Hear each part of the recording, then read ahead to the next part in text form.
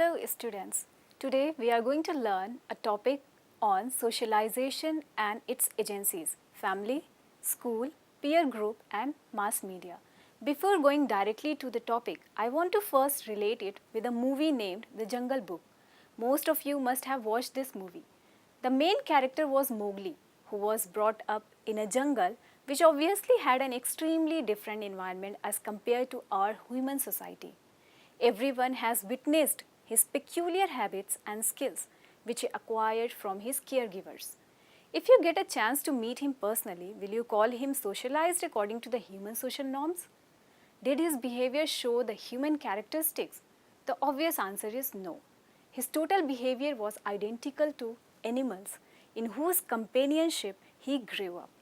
That shows the differences between human and animal worlds. Socialization is a process which brings the skills in a person required for being called a human being. Without socialization, an individual would not behave like a human being.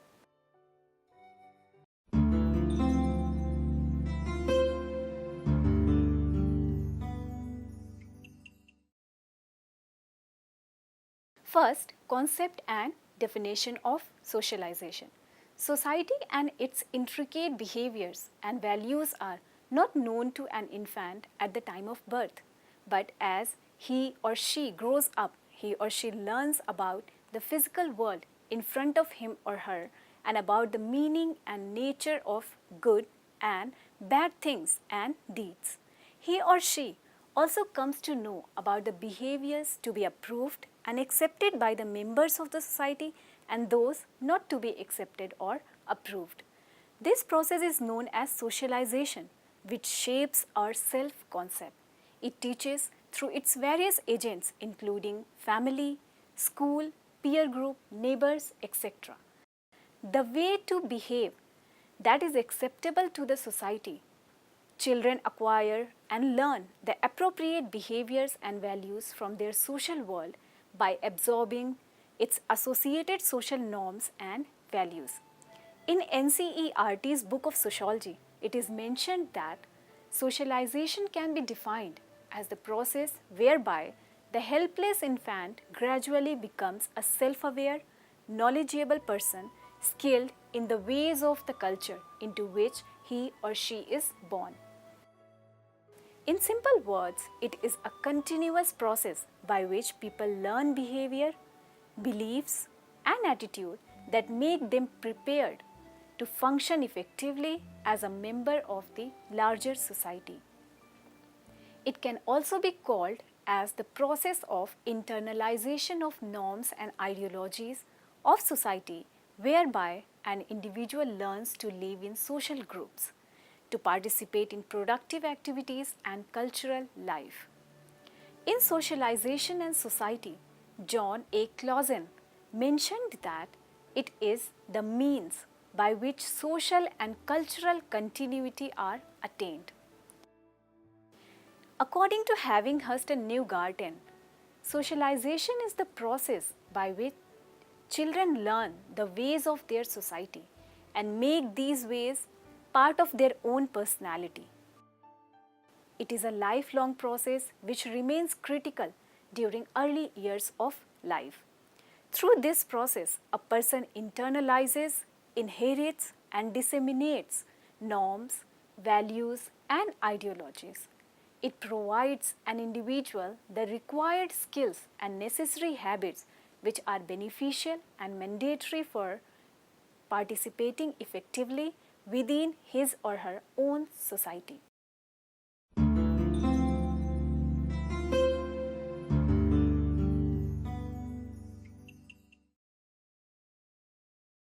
There we have agencies of socialization. Through the definitions of socialization given in the previous section, it is already understood that it is a process that starts from birth and continues throughout our life. As it is a process, it needs to be processed through several agencies where different agents help in its successful exercise and execution. But here we are intrigued by some questions. Whom do we call agencies of socialization? Are we counting only those who help in learning social values and behaviors in formal and systematic ways by following certain preset guidelines and frameworks?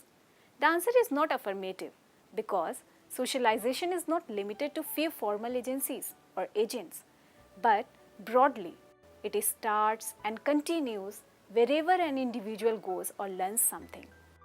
What we see in our environment, particularly at homes, in schools, and on television, radio, and in newspapers, influence and socialize us by helping in acquisition of behavior and attitude. An individual is socialized by agencies and its associated agents like school, family, neighborhood, peer group, religion, region, mass media, etc., in which he or she participates and acquires the required skills, behaviors, and habits. The most influential agents of socialization are described in detail in the following points. First, we have family. Family is the most important informal agency of socialization, which is a primary social organization or group of people who share an obligatory relationship with one another. It is usually the first unit with which children have continuous contact and the first contact in which socialization patterns develop. From family, child gets his or her first experience of interaction and acquires all the civic virtues required for healthy living. Interaction with family members provides social and socializing experiences to the children. It is in the family that the child becomes aware of the world around him or her. All social and moral values are inherited from family. It is called as a cradle of learning, which imbibe the much needed moral qualities. In the words of Ballard, family is the original social institution from which all other institutions have developed. Undoubtedly, there is no parallel or substitute of the family as an agency of socialization. From family, child acquires many of the social patterns, habits, manners, and attitudes which determine his or her future adjustment in the larger society. Families do not socialize children in a vacuum, but many social factors affect the way a family raises its children. The background and association of family with different social groups such as social class, caste, religion, race, and others have its deep impact on children as developing individuals. The internalization of values and norms is basically dependent upon the frequency and intensity of associated familial environment consisting of certain activities and behaviors. It is a well-known fact that families and its system vary widely. So, consequently, children's experiences are not found to be standard and uniform across cultures and communities.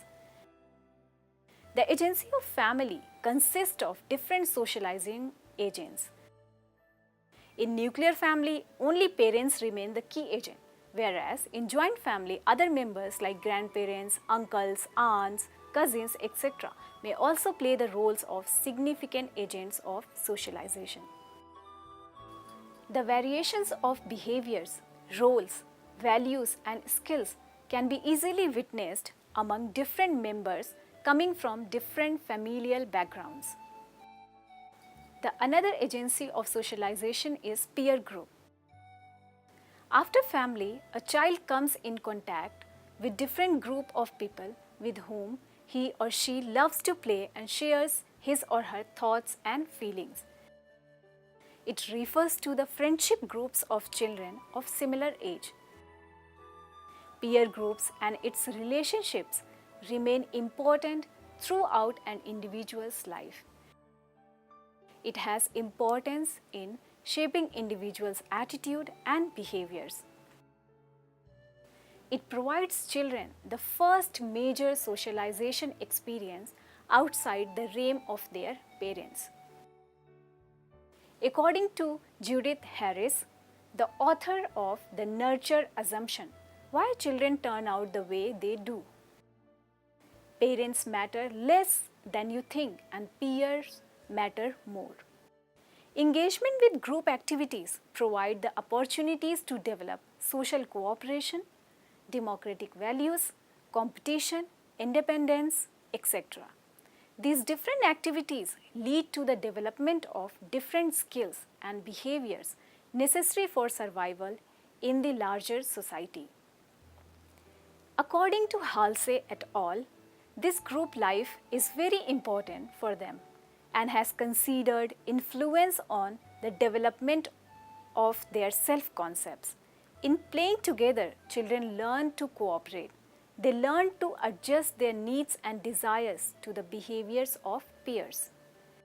Peer groups help in socializing us and may also induce us to violate social norms.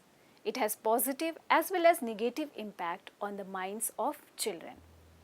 Here we have another agency of socialization called as schools.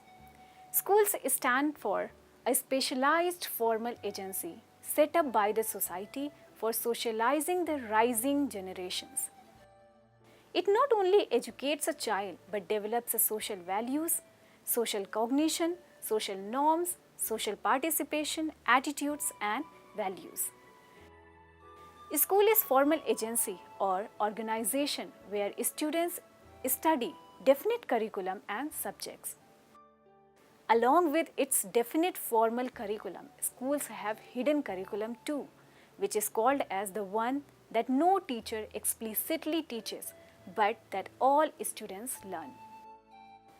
It implicitly affects and conditions children's learning. It is also called as the untaught lessons, which have great impact on students' later life. In schools, teachers, peer groups, textbooks, extracurricular activities, etc. facilitate socialization of the students. The materials and the content being used by the teachers in the schools have deep impact on the mindset of children, which validates the norms and values given by parents and others informally. Teachers' behavior towards children and children's involvement in different activities also influence the development of social values and patterns among children. Interaction and engagement with other peers helps in strengthening the individual's social interaction and interpersonal skills. Here we have another agency of socialization, that is mass media, which is a collection of media technologies that reach a large audience via mass communication, which is intended to reach a mass audience. In the words of Uznain, medias are important agents of individual socialization and their action mode predetermines positive and negative aspects in the process of socialization.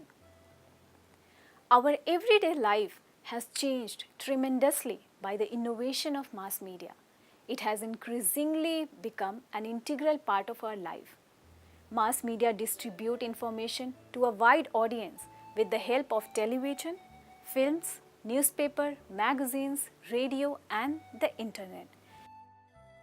Due to this boon, vast array of information is easily accessible and approachable to the people living in the different parts of the world. In today's world, children are spending most of their time in browsing and using internet, which has positive as well as negative impact on their learning. They learn and acquire the behaviors, habits and values from various characters shown on television in movies and serials. Every day, we are exposed to numerous images from the media which suggest what we should be like. These suggestions of media invade our thoughts and shape the way we think and interact.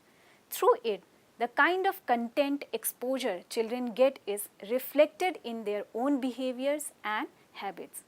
Mass media together with family and peer group contribute in the shaping of new patterns and behaviors and also perpetuating the conventional and traditional behaviors, attitude and patterns in society.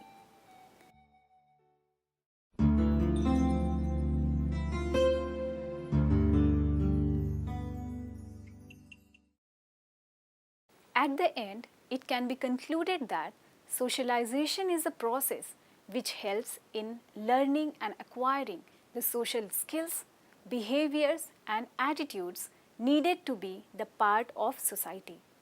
This process is not a result of a day's procedure, but it requires different agencies that help in preparing individuals to function effectively as members of society.